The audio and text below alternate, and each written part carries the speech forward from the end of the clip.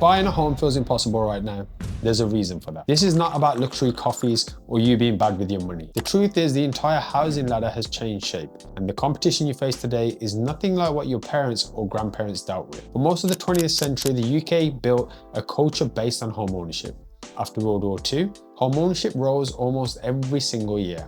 And by the early 2000s, owner occupation peaked at around 70%. Today, however, my friends, we sit at around 63%. Millions of people who once would have owned a home are now stuck renting or living with family, as we have not met housing targets since the 1970s, and we're adding people to the country faster than we're adding homes.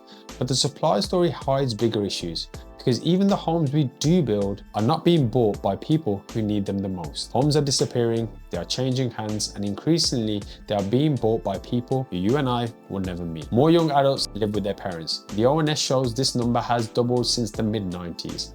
Renting is becoming just as competitive.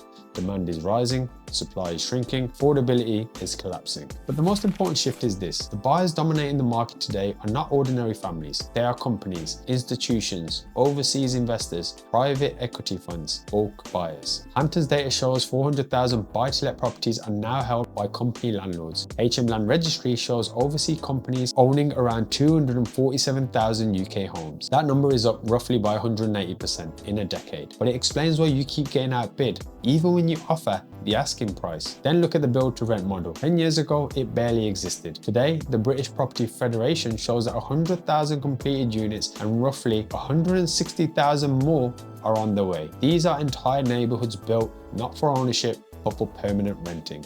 These homes bypass first-time buyers entirely. And then you have the giants. Granger controls more than 11,000 rental homes. Legal & General has poured more than £3 billion into rental housing. Lloyds Bank is building a portfolio aiming for 10,000 homes. And Blackstone and other global funds are circling UK housing in the same way they are dominating the US rental market. So why are they doing this? Because the truth is, property is one of the safest bets against inflation. Rents rise, values rise, and your debt generally stays fixed, and tenants unfortunately are left with no choice. So families aren't walking into a fair fight anymore. You are not competing with another couple. You are competing with entities that buy 50 apartments at a time. No emotion, no stress, no mortgage chains, just capital and scale. And we all know where this will lead, because the United States is already there. Corporate landlords bought tens of thousands of homes after 2008. In some regions, 1 in 5 homes is owned by a single company. Tenants face rent hikes of 30 to 40%, payers take months, zero negotiations, and when one company owns your street, you simply have no leverage. And the UK, my friends, is drifting the same way. Small landlords are selling due to taxes and rising rates. Corporations are buying in bulk. Overseas money is treating the UK housing like a safe deposit box, and the middle class is losing access to the asset that once defined their financial security. And this is how inequality grows. It is not done by income, it's about ownership. People who own assets get richer without doing anything. People who do not own assets fall further behind no matter how hard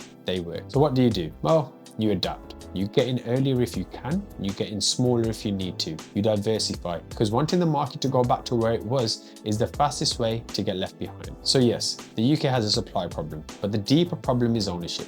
Who gets first access, who sets the prices, and who benefits the most from the system that keeps pulling institutions in and pushing families out. And if you can understand that, you understand why the housing market feels impossible right now, and why so many people are falling behind even when they feel like they're doing every single thing right. Friends, if you stuck around with me until now, I just want to say thank you. And you guys literally could have been doing anything, but you chose to spend a few moments with me. And for that, that makes you pretty awesome. Thanks for watching.